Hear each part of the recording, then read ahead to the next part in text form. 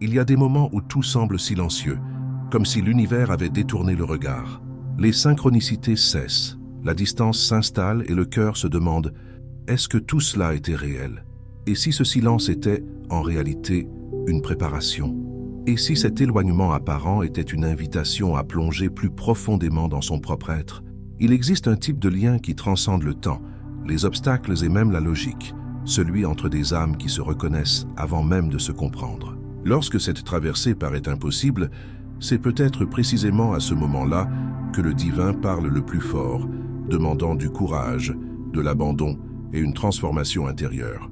Dans cette vidéo, nous allons explorer ce chemin à la lumière de la psychologie profonde, révélant pourquoi ne pas abandonner peut en réalité être votre plus grand acte d'éveil. Si cela résonne en vous, écrivez en commentaire « Je choisis de croire au lien de l'âme ».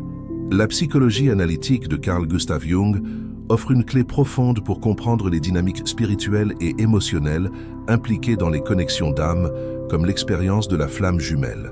Bien que Jung n'ait pas utilisé ce terme directement, plusieurs de ses concepts fondamentaux dialoguent intimement avec cette idée. L'un des piliers de Jung est le processus d'individuation, le chemin par lequel une personne devient pleinement elle-même en intégrant les aspects inconscients de sa psyché. Au cours de ce processus, des figures archétypiques apparaissent, reflétant des parties cachées de nous-mêmes. C'est précisément à ce moment-là que la flamme jumelle peut surgir, comme un miroir vivant, révélant à la fois la lumière et l'ombre que nous portons. La projection est un autre concept essentiel.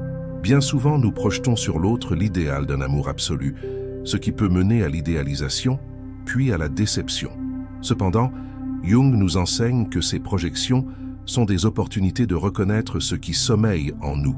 La flamme jumelle, en activant des émotions intenses, accélère le face-à-face avec l'ombre, tout ce que nous avons rejeté ou nié en nous-mêmes. Jung a aussi développé les concepts d'anima et d'animus, représentation du féminin chez l'homme et du masculin chez la femme. Le chemin des flammes jumelles, souvent marqué par des polarités, active cette intégration intérieure. La véritable réunion, donc, ne se fait pas seulement avec l'autre, mais avec les parties oubliées de sa propre âme. Il ne s'agit pas simplement de romance. Il s'agit de transcendance, de guérison et de reconnexion avec le divin à travers une alchimie émotionnelle et spirituelle entre deux êtres qui s'éveillent mutuellement à la plénitude. Le silence entre deux âmes qui se sont reconnues peut être assourdissant. Lorsque le lien est intense, presque mystique, comme c'est le cas avec les flammes jumelles, l'éloignement semble une rupture brutale d'un lien que l'on croyait éternel. Et pourtant, c'est précisément dans ce vide que l'âme trouve son opportunité la plus profonde de s'éveiller. Jung affirmait que ce que nous ne confrontons pas en nous-mêmes, nous le rencontrons comme destin. L'éloignement de la flamme jumelle n'est pas une punition, mais un appel à ce face-à-face. Le silence agit comme un miroir. Sans la présence constante de l'autre, nous sommes contraints de faire face à notre propre essence, sans distraction. Alors émergent les peurs, les insécurités, les blessures anciennes, tout ce que le lien avait révélé mais que la passion intense avait peut-être masqué. L'absence nous pousse à plonger. La douleur nous oblige à creuser l'âme. Jung considérait ce processus comme une part intégrante de l'individuation, le chemin d'intégration entre le conscient et l'inconscient. La séparation d'avec la flamme jumelle agit comme un catalyseur de cette individuation. L'autre réveille des parties de nous encore inaccessibles. Lorsqu'il ou elle s'éloigne, nous sommes appelés à intégrer ces parties par nous-mêmes.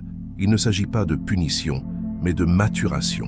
Le silence extérieur invite au dialogue intérieur, et ce dialogue transforme. La douleur de l'absence active aussi l'archétype de la quête. Comme dans les grands récits mythologiques, il arrive un moment où le héros ou l'héroïne se retrouvent seuls, sans maître, sans guide, sans carte. C'est là qu'ils découvrent leur véritable force. Le parcours des flammes jumelles ne déroge pas à cette règle.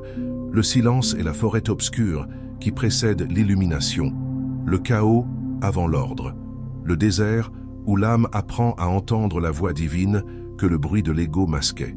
C'est aussi dans le silence que l'on comprend l'amour réel. Tandis que la présence nourrit les désirs et les projections, l'absence purifie. La question surgit, est-ce que j'aime cette personne ou l'image que j'ai projetée sur elle? Dans le vide laissé par l'éloignement, l'amour est mis à l'épreuve, raffiné, élevé. L'ego souffre, mais l'âme s'épanouit. Le silence est une alchimie, Jung nous invite à donner un sens à la douleur. Il voyait la souffrance comme un portail vers l'inconscient et le sacré. Lorsqu'on vit consciemment l'éloignement de la flamme jumelle, cela cesse d'être une simple perte pour devenir une révélation. On apprend à s'aimer, à se prendre dans ses bras, à se guérir. On apprend à devenir complet par soi-même. Et c'est essentiel, car l'union des flammes jumelles ne peut avoir lieu que si les deux sont sur le chemin de l'individuation. S'unir avant cela, c'est entretenir la dépendance émotionnelle. S'unir après, c'est manifester l'amour véritable, celui qui libère, pas celui qui enchaîne. Il existe donc une sagesse divine dans la séparation. C'est dans cet intervalle que le plan spirituel devient plus clair. Quand tout semble figé, l'invisible agit. Quand tout paraît perdu, c'est qu'un renouveau est en gestation. Le silence est l'utérus de la renaissance. L'âme qui respecte ce temps et s'engage dans son propre processus ne se prépare pas seulement à une éventuelle reconnexion avec sa flamme jumelle, elle se rapproche aussi de son propre but de vie. Et souvent, c'est ce que Dieu nous murmure dans le silence. N'abandonne pas, mais regarde à l'intérieur. La reconnexion commence en toi. Il ne s'agit pas d'attendre passivement, il s'agit de transformer le vide en sagesse. Si la réunion a lieu ou non, elle se fera entre deux êtres éveillés et non plus entre deux miroirs blessés. Et si la réunion ne se produit pas dans le plan physique, l'âme aura tout de même accompli sa mission, devenir entière, pleine et libre. La séparation n'est que le début du voyage. Le silence n'est pas la fin, mais l'intervalle nécessaire pour que la symphonie de l'âme trouve son ton le plus pur. Lorsqu'un lien entre deux âmes est si intense qu'il semble que l'univers entier ait conspiré pour leur rencontre, quelque chose de profond s'active, une mémoire inconsciente d'unité, de quelque chose qui dépasse le temps et la matière. Ce type de reconnexion, aussi magique soit-elle, porte en elle un piège psychologique puissant, la projection. Pour Carl Jung, projeter, c'est voir en l'autre ce que nous n'avons pas encore reconnu en nous-mêmes. Et dans le cas des flammes jumelles, cette projection atteint des niveaux profonds et troublants.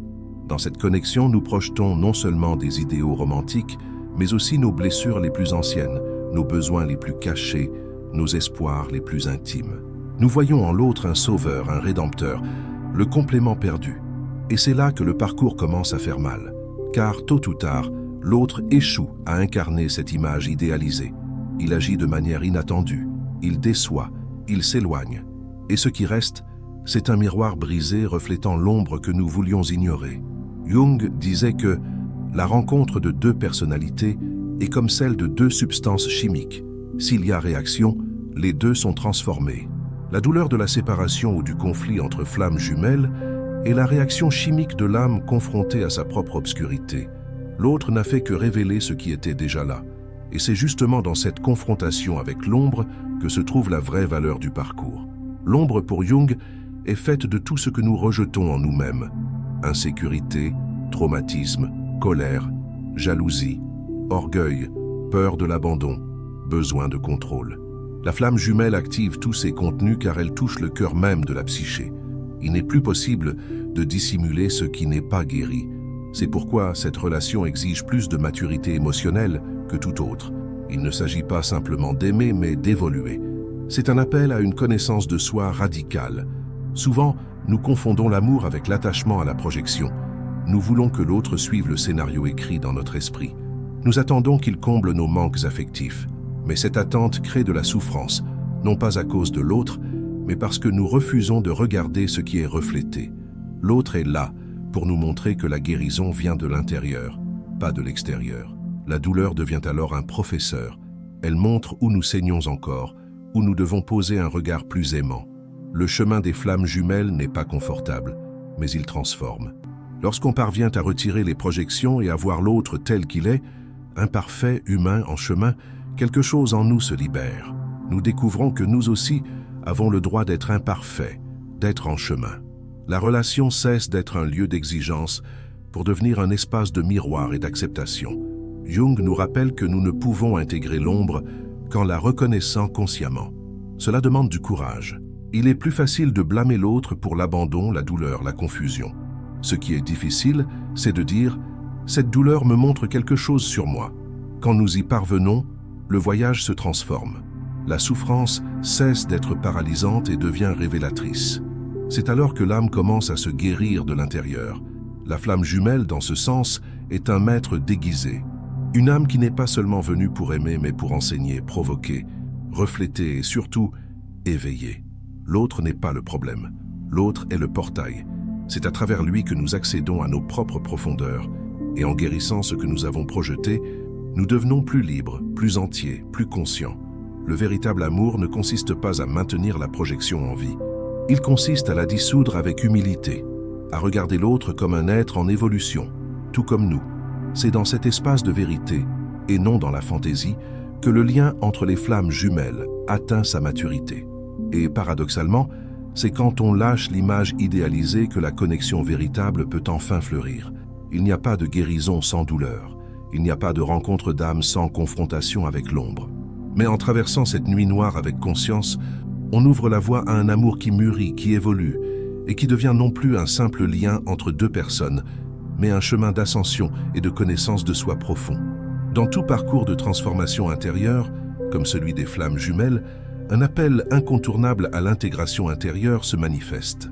Carl Jung a identifié dans son exploration de la psyché deux archétypes fondamentaux présents en chacun. L'anima, représentant le féminin dans la psyché masculine, et l'animus, représentant le masculin dans la psyché féminine. La véritable alchimie de ce chemin ne se produit pas uniquement dans la rencontre extérieure, mais dans l'union symbolique de ces deux principes à l'intérieur de soi. Et c'est précisément cela que la présence et l'absence de la flamme jumelle vient éveiller. Jung croyait que chaque âme porte en elle une image inconsciente du sexe opposé, forgée par des influences culturelles, familiales et personnelles. Pour l'homme, l'anima représente la sensibilité, l'intuition, la réceptivité, la profondeur émotionnelle. Pour la femme, l'animus incarne la raison, la fermeté, l'action, la direction.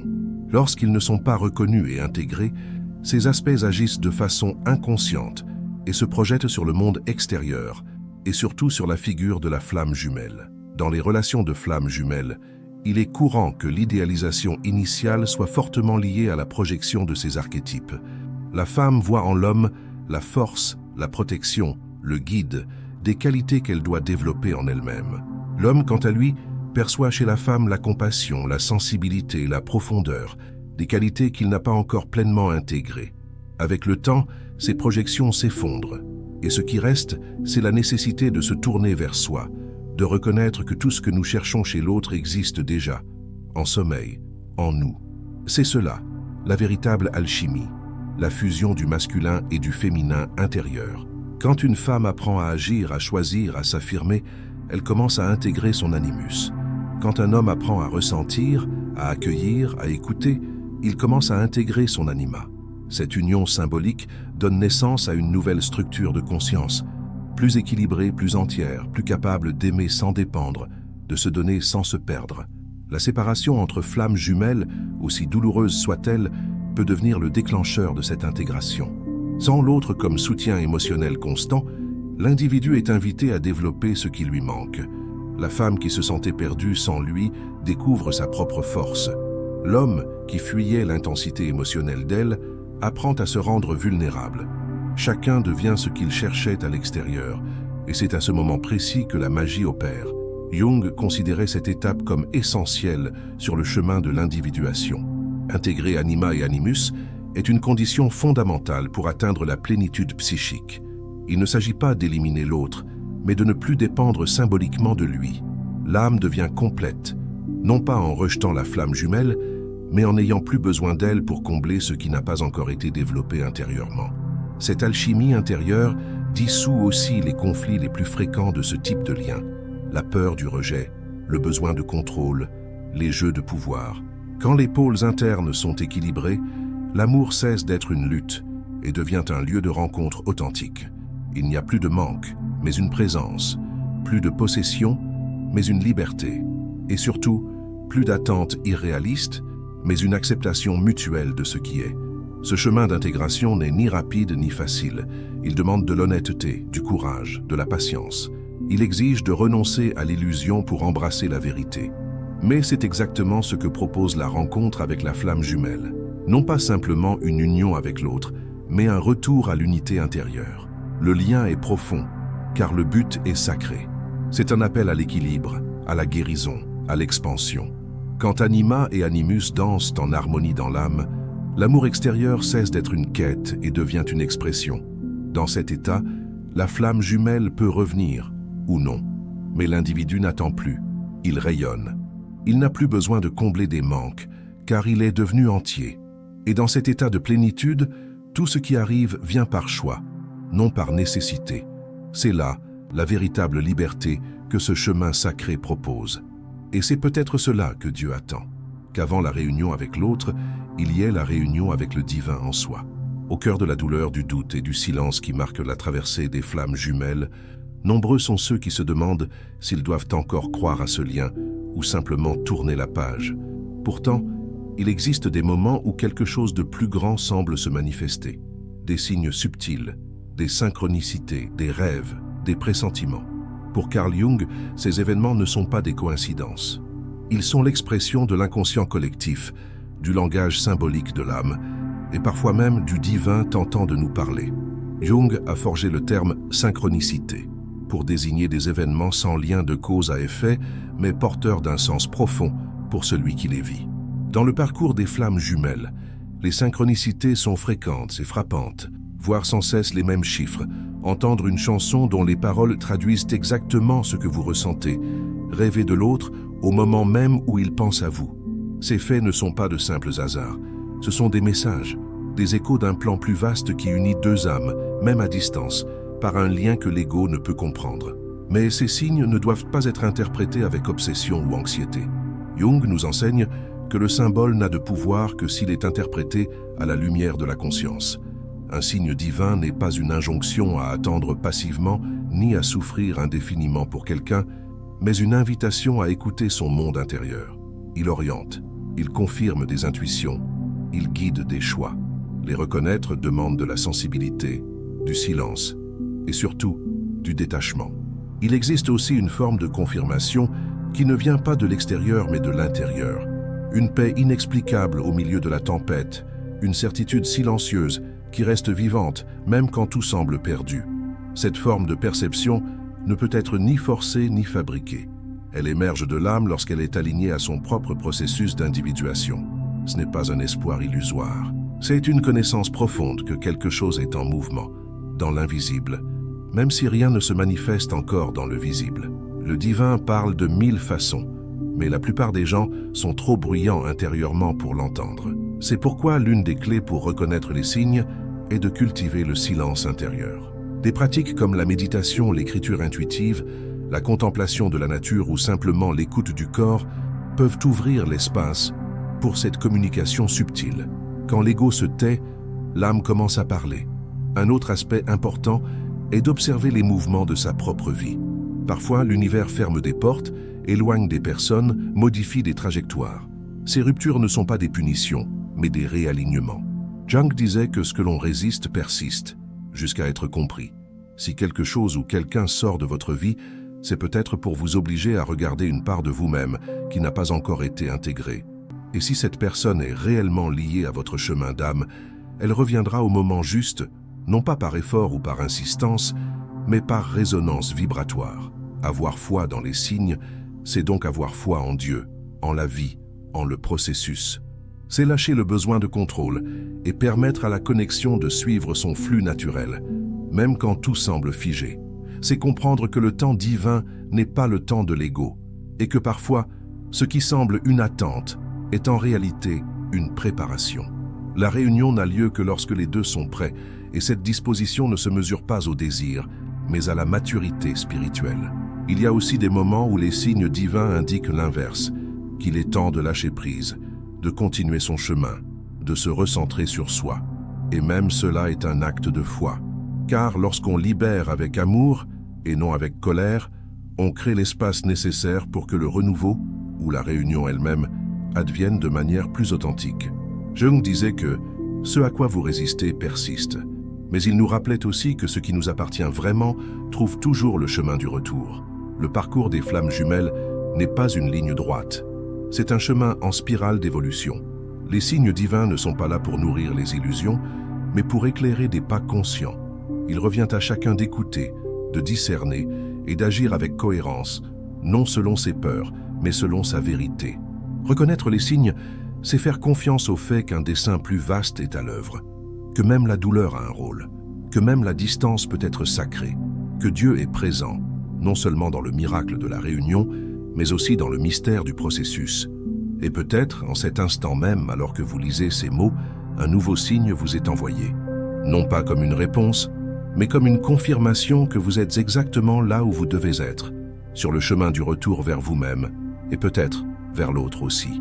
Le parcours des flammes jumelles est, avant toute chose, une plongée dans l'âme. C'est un processus de révélation, de douleur, de guérison et de transcendance. Il ne s'agit pas seulement de retrouver quelqu'un, mais de se retrouver soi. Carl Jung nous a enseigné que l'individuation, devenir entier, est le but ultime de la vie. Et sur ce chemin, la rencontre avec celui ou celle qui nous reflète, nous défie et nous éveille, est l'une des expériences les plus bouleversantes que nous puissions vivre. Le silence, les projections, les conflits et les signes divins font tous partie d'un même appel, l'appel à l'éveil. Dieu parle de manière subtile, mais puissante, surtout quand tout semble incertain. Et peut-être, le plus grand acte de foi est de continuer à croire qu'il existe un sens plus vaste guidant chacun de nos pas, même quand nous ne pouvons pas encore le voir. Si ce contenu a touché quelque chose en vous, n'oubliez pas de vous abonner à la chaîne, de laisser un commentaire et de regarder la vidéo qui s'affiche maintenant à l'écran. Votre parcours est unique, mais vous n'êtes pas seul sur ce chemin. Continuez à chercher, continuez à croire. La transformation commence lorsque vous choisissez de ne pas abandonner le lien le plus important de tous, celui qui vous ramène à votre propre âme.